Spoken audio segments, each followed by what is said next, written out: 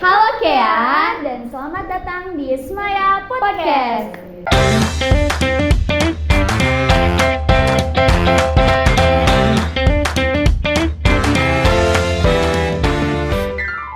Kita sangat senang bisa menyambut kalian semua di sini. Perkenalkan, kita presenter dari Smaya Podcast. Kalian bisa panggil aku Selva Dan aku Keke.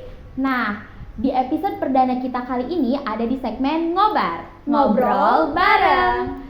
Di episode pertama kita kali ini membahas tentang manajemen waktu yang pastinya akan membuka wawasan baru bagi kita semua. Tunggu dulu. Bintang tamu di episode kali ini siapa ya? Siapa kira-kira? Guru senior bukan? Betul. Yang Dia juga udah salah satu lama ngajar di sini selama kurang lebih 10 tahun.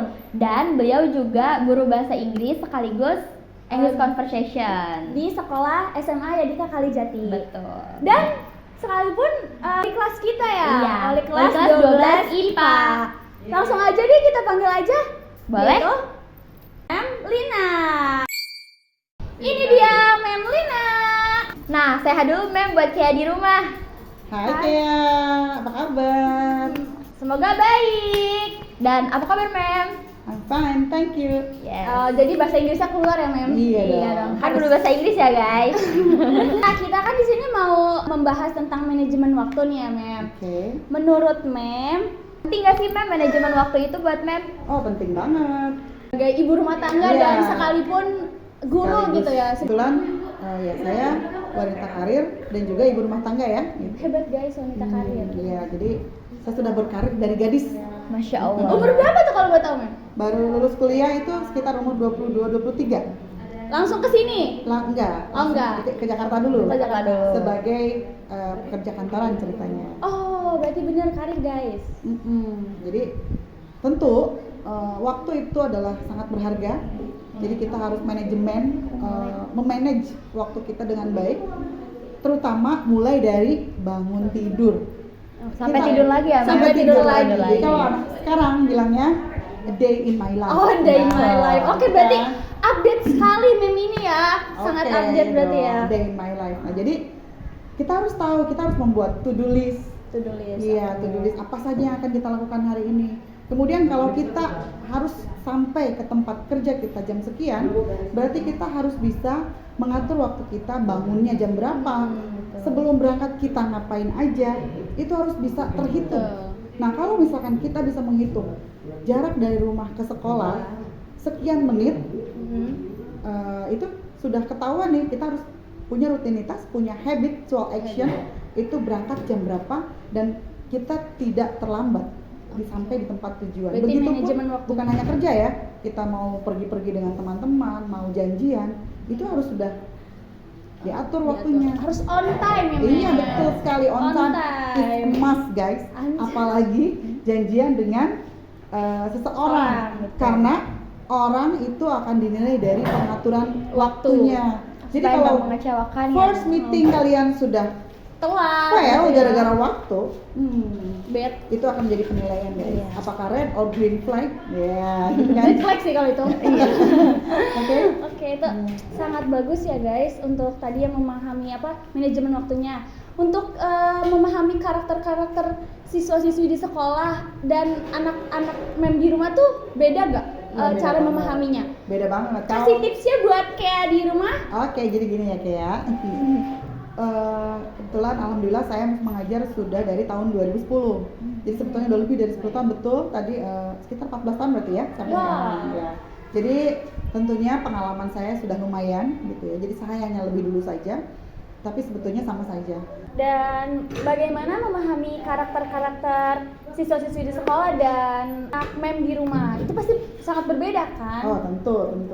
Kalau sama anak sendiri istilahnya kan mereka adalah anak-anak saya yang istilahnya harus saya atur bagaimana mereka ingin saya jadikan apa mereka gitu kan.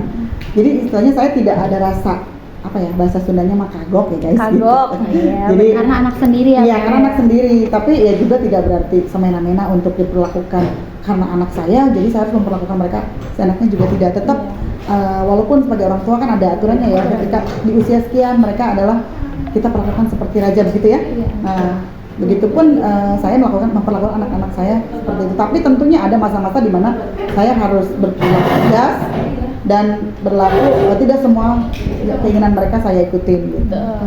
Dan tentunya kalau saya pribadi, saya juga domestik ya. Dari kecil saya sudah membiasakan mereka, misalnya ketika habis pergi-pergi, cuci tangan, cuci muka, cuci kaki, baru mereka boleh menginjak karpet atau kasur gitu ya. Hal kecil itu karakter itu yang memang sulit, tapi itu akan membekas sampai besar gitu. Kayak habis dari kamar mandi harus keset, kakinya harus keset-keset. Karena saya melihat juga anak-anak seumuran mereka tidak melakukan itu. Malas, karena malas. Kemudian kayak turun dari rumah ke tempat kotor harus pakai sendal. Nah itu dari kecil sudah ditanamkan, karena tidak semua anak bisa seperti itu.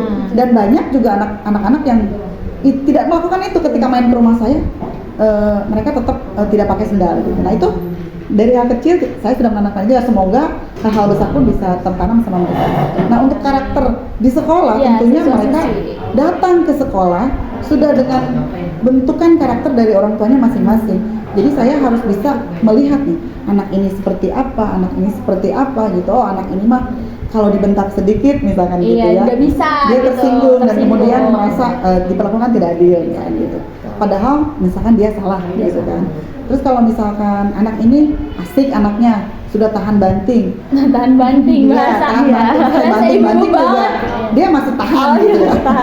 Kalau zaman sekarang mah nggak baperan gitu ya. Nah itu dia, tolong ya anak sekarang tuh jangan baperan gitu. Tuh dengerin berarti ya. Jadi kalau baperan mah susah ya, harus kuat gitu kan. Gen Z, teruntuk Gen Z. Nah, Gen Z terutama, ini termasuk nih kan. Oh iya, kan kita 2000. Iya, kita Gen Z.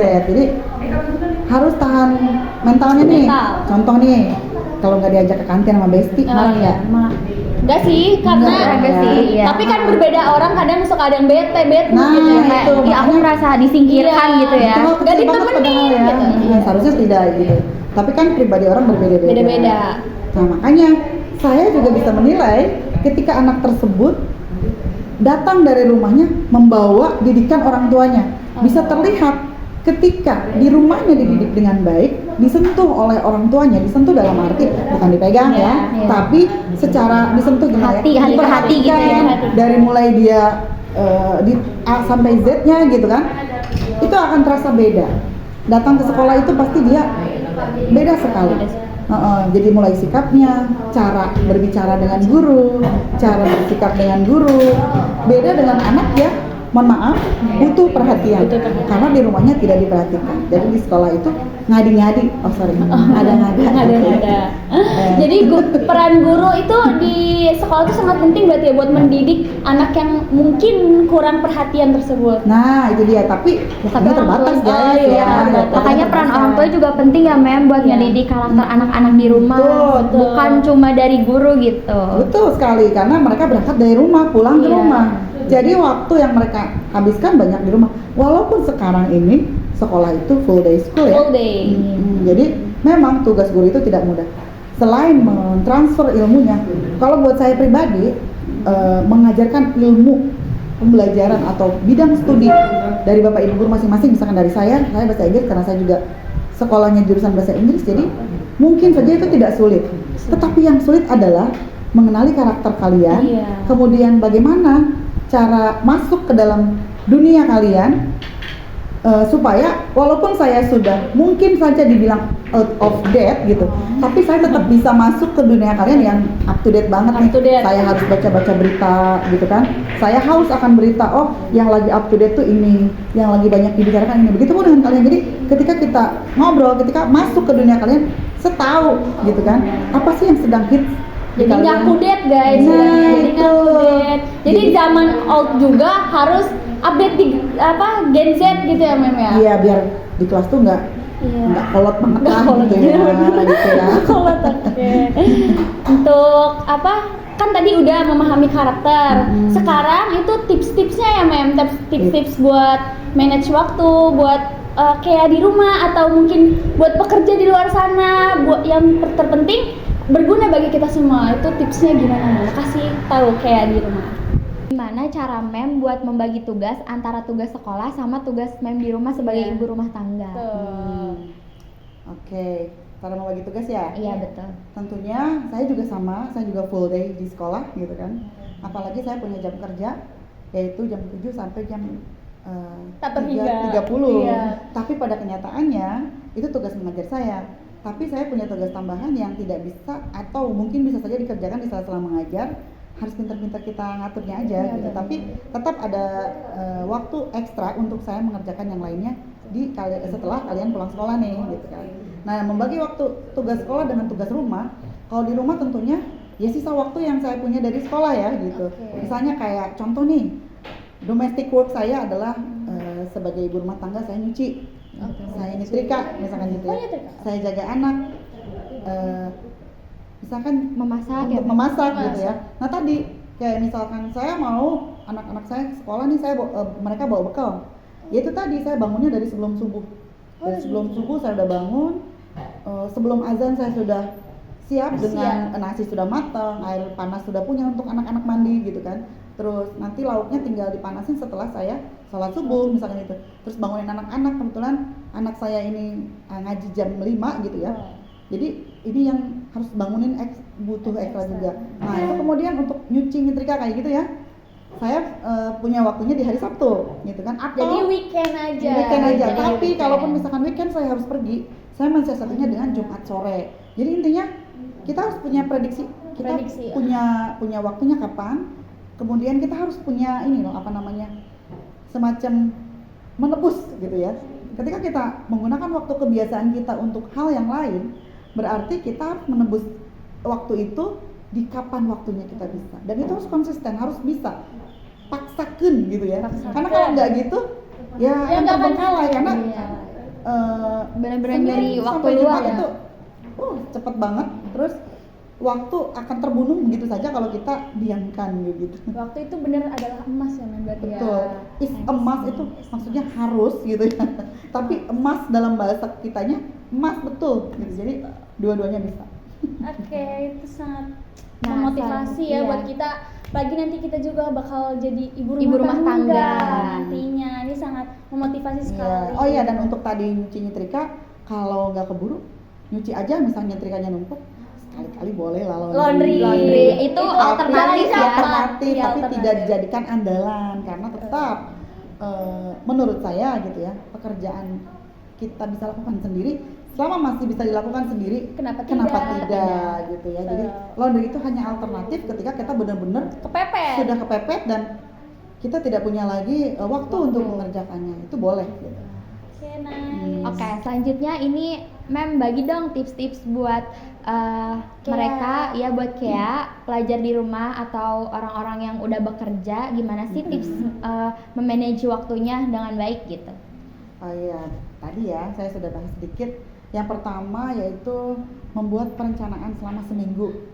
Ya kalau saya sih perencanaan selama seminggunya Itu di aja, sekolah, ya, itu di aja. sekolah ya, Di terutama ya sekolah. jadi dari jam belajar. Nah tapi ada juga nih misalnya ekstra gitu ya, waktu untuk jadi jam segini saya akan bangun, jam sekian saya akan bagaimana. Nah itu perencanaan. Atau dalam seminggu ini kita punya schedule apa, ditulis gitu ya. Itu sih perfect banget. Tulis ya. berarti. Iya, to-do-list udah ideal banget ya jam sekian. Apalagi kalau untuk orang-orang yang sibuk banget sudah punya janji nih hari ini ketemu ini jam sekian, hari ini ketemu ini jam sekian begitu ya. Schedule. Tapi kalau saya sih hanya di sekolah saja gitu kan. Tapi sangat penting ya berarti ya, Mem, Iya, berarti. Penting. Nah kemudian ada juga nih kita tidak selalu disibukkan dengan pekerjaan, pasti di sela kesibukan itu ada relax time ya. Relax Nah manfaatkan relax time itu untuk benar-benar mungkin kalau bisa sih me time Me gitu ya. time. Tapi dengan cara tersendiri me time-nya, karena kita pun katanya kan bahagia itu diciptakan Oleh diri oleh diri sendiri, sendiri, ya. jadi jangan tergantung orang lain. Nah itu pinter-pinter kita ngatur, misalkan bahagia kita itu hanya dengan ketemu temen di kafe ngopi sebentar, itu boleh, itu Boleh. sah banget ya gitu. Jadi silahkan atur. Kemudian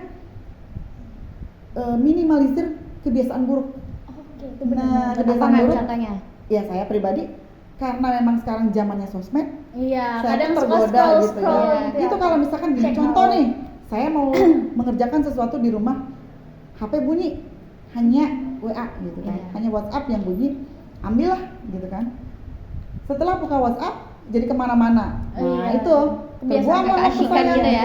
terbuanglah waktu saya, bisa jadi akhirnya rebahan. Rebahan. Setelah rebahan, ya sudah. Malas gitu. Malas, jadi malas yang ya. harus dilawan ya. Apalagi ada juga waktu di mana saya bangun tidur tiba-tiba pengen ngecek Pegang HP. HP. Setelah ngecek HP ternyata ada WA tadi malam yang belum terbaca dan saya balas. Sementara waktu terus berjalan akhirnya saya harus menebus bahwa saya akan terlambat begitu. Jadi tapi tidak selalu ya gitu. Kita harus bisa konsisten menjaga waktu-waktu itu tadi. Jadi kalau kita sudah bisa menghitung, kita bangun jam segini, kita akan terlambat. Kita bangun jam segini, kita bisa on time begitu. Jadi diprediksi. Iya, kita sudah bisa prediksi. Bahkan jarak dari rumah yang misalkan bawa kendaraan sendiri atau dengan kendaraan umum itu akan beda. Nah, jadi buat kayak di rumah itu tadi seputar tips memanage waktu dari Melvina. Jadi buat kalian yang masih males nih, masih males atau masih telat untuk melakukan sesuatu, yang pertama kalian harus bikin perencanaan. Supaya plan kalian itu terstruktur gitu ya. Iya. Betul. Harus diprediksi juga ya. Kapan kalian on time supaya waktu kalian juga tidak terlambat, tidak terbuang. Iya. Waktu adalah emas. Betul. Nah, jadi berakhir di sini segmen ngobar kita kali ini Bareng Melvina.